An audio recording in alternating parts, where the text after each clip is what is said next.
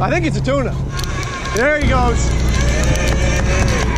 That thing is humongous. No way. Here he comes. You ready? You ready? Get it, get it, get it, get it, get it. Get it. Oh my God.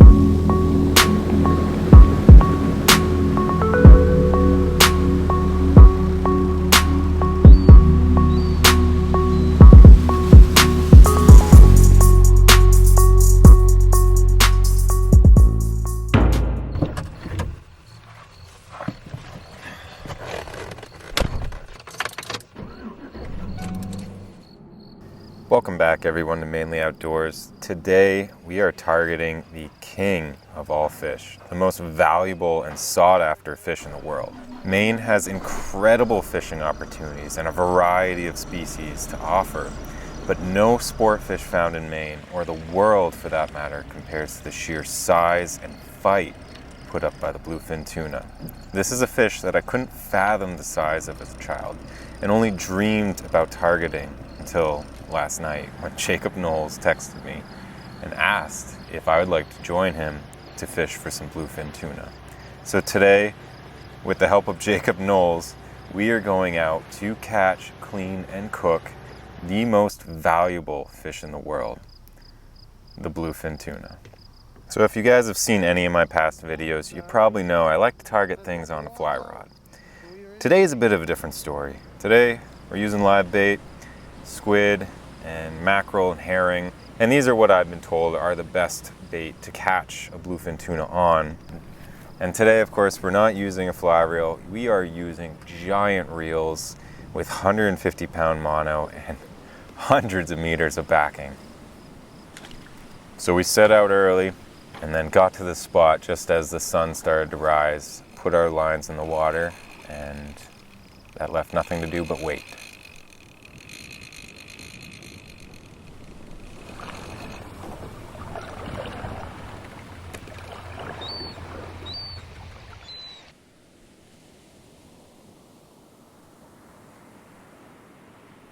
Yeah, even just the braid I'll have on my spools. Like if you just grab that, you don't have a good grip, rip right up, it'll cut you. Yeah, I've done it with lead line. Oh, yeah, and those are kind of tech. See that big splash right there? That was tuna fish right there. Oh, that was a tuna? That was a tuna, yeah. Oh, that was big. What if? I literally closed my eyes. Like, whoa, look at that! I was like, come on, they were right there heading this way. Yeah, they were coming this way. Yeah, because when it rolled, it was its side. We just saw a couple breach out of the water back here, and not even kidding, one of these rods could go off at any second right now. So hopefully we're gonna have much better luck today. I have high spirits right now, but 10 hours later it might be a different story. I think we should check it and maybe set it to 15. I don't know. That way we have variation. Yeah, you got that one the other day at 25. Okay. But yeah, I don't. What was that? God! Holy! It's tuna here. Scott, it's tuna fish right here. Like right here. Do you see the fin on that?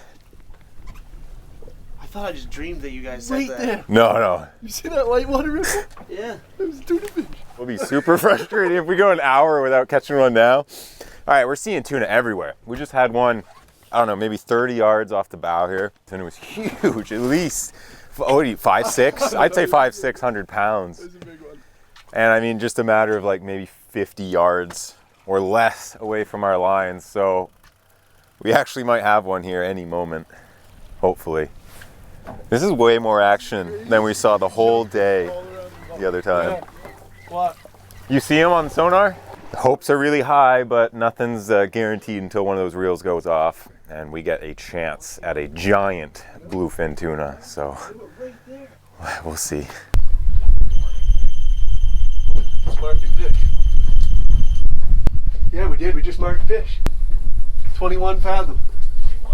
That's what I'm out too. Yeah, it's halfway off the screen. See it? Oh man,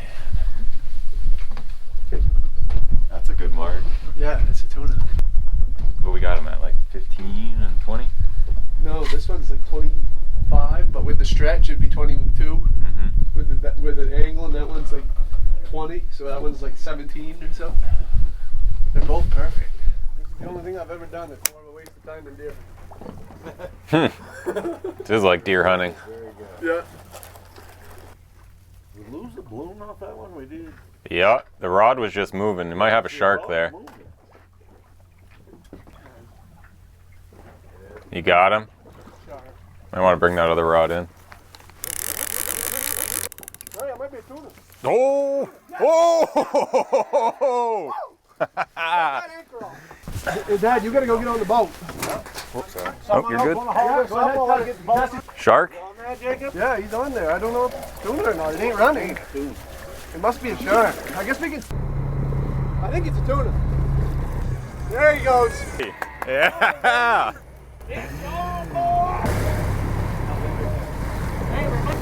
So easy, I can't keep up.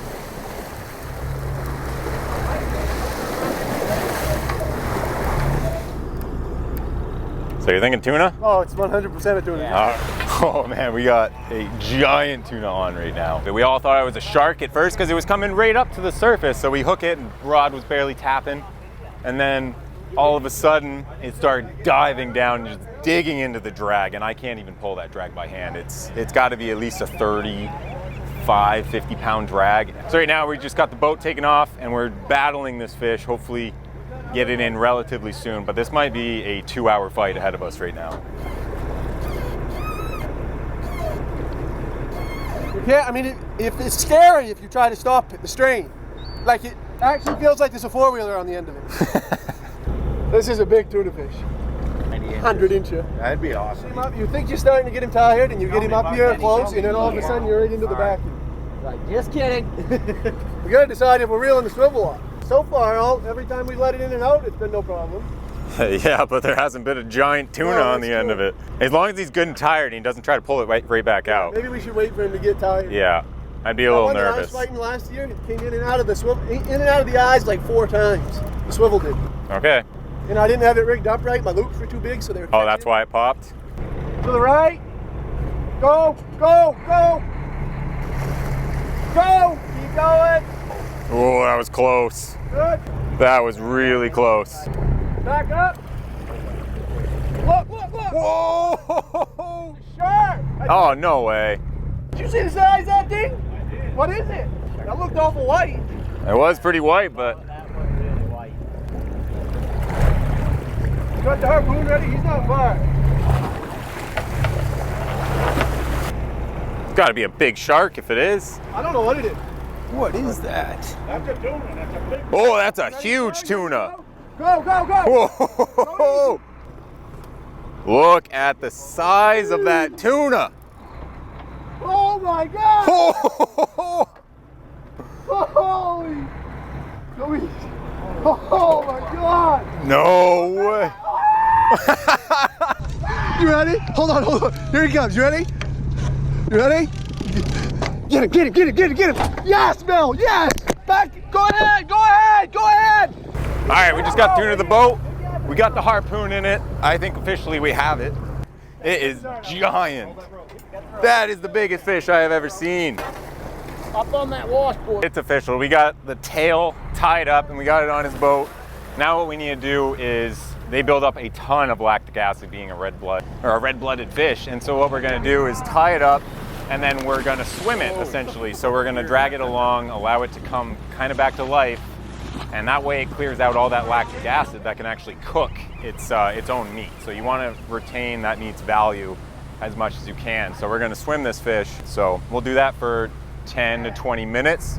And once the color comes back, we're gonna slit its gills, and that way we're gonna preserve its meat quality because blood rots extremely fast. We only ended up battling it for, I don't know, maybe like a half hour at most. I thought it was gonna be a way longer fight, but I don't know what its deal was, but it came pretty much right up to the surface and we were able to get a harpoon in it immediately. So it was quite the fight at the boat because it still had plenty of life in it. Use your muscles. Oh my gosh. Tristan, how tall are you? I'm like 5'9". 5'9"? It must be 7, 8 feet. That's insane. Oh my God. Is it 9 foot? 9 foot long. 9? 9 feet. Hold it up there again. Hold your age straight. Yeah, right there. 105 right there, right straight. Still, it's over 100 inches. 100 for the first fish. Yeah, it's Holy almost shit. 9 feet. It's 4 inches. Well guys, it's a wrap. It's official now. We got the fish on the boat. We cleaned it out and got it to the docks. It was, oh man, it was 108 inches. We can't even weigh it at the docks, it's so heavy. I would say somewhere 500-600 pounds, which for some places is not the biggest, but around here it is the biggest that's dock's seen in years. That was an absolute monster of a tuna and was by far the, I don't even know how to sum that up. It was the most incredible fishing experience I have had. And of course I want to thank Jacob again for bringing me out. And if he's not at it already, he is almost at 1,000 subscribers. So guys, go down below, check out his channel and hit subscribe. Help him reach that goal. It would mean the world to him and for me really. You should really help him out because he's done so much for me that he deserves our support, right? The only thing I have left from that fish, it's on its way to Japan, is the heart. I knew that was going to be wasted. We're using the gills and all the guts and all that. They're going to put that in their lobster traps, and I kept the heart to eat myself. Might as well use every bit of it. And since it is the most valuable fish in the world, that apparently is the most expensive heart that you can eat. I don't even know where you'd get one unless you catch one. So you excited to eat the heart? The heart? Yeah. I mean, I've never even eaten like a deer heart before, so this will be like a You want to hold full it? send. Sure. I think it's gonna be, it'll be pretty good. It's like the most valuable heart in the world. It's better than letting it go to waste. That's cool. You don't seem excited. I don't think Marin's super excited to try heart, but we're gonna do it anyway. I'm gonna eat it. I think it'll be good. I bet you if I didn't tell you what that was, that you might be surprised it's even fish. I would have figured it out. That it was heart? No, not once it's cut up. It's gonna look like steaks, like little thin steaks. So here in the US, in order to have sushi grade fish, it has to be frozen at a specific temperature, and depending on that temperature you can actually freeze it to, will change the amount of time. In a standard freezer, you should leave it in there for a week or longer. So this isn't going to kill any bacteria that are in your fish. This is only going to kill parasites. So keep that in mind. Luckily, when you handle and process the fish yourself, I feel very confident in this meat. And that is one of the major reasons that I don't buy meat, is because I like to know where my meat comes from, and knowing that I handled it myself and have seen it through every step of that process. And that's just a personal decision.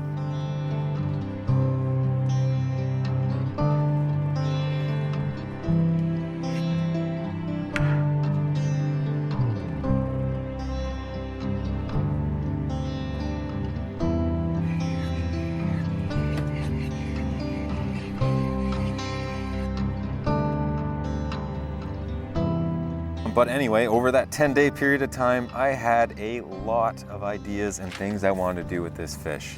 And I couldn't just pick one recipe for this video. So today, we're gonna be making some sushi, sashimi, 6-minute seared tuna, and of course, we're gonna cook that heart too. Make use of that.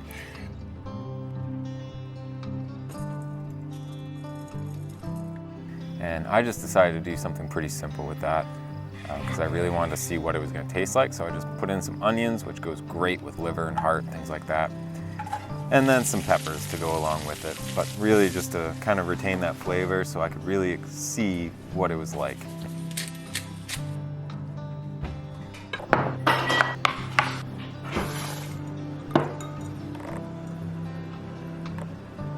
Alright guys, so we finished everything up. I put this in the freezer for 7 days just to make sure any parasites that were in it were killed off. And in that amount of time, I just had all these ideas of dishes that I wanted to make. And I guess we're a little bit gluttonous tonight, but I had to make these just because there's so many different ways that I want to try tuna. So we have a heart stir fry type deal. We have a 2-minute seared tuna steak. Of course, we have sushi and sashimi. We're gonna eat what we can today and then probably eat this for the next few days. But so pretty much out of everything here, I feel like everyone kind of just wants to see you eat the heart. I think other than all the trolls, we can agree that everything on this table more or less looks pretty good. But I can guarantee that pretty much everyone watching this basically just wants to see you try the heart. And I'm kind of interested to see your reaction. So let's start with that, and then you can have whatever you want.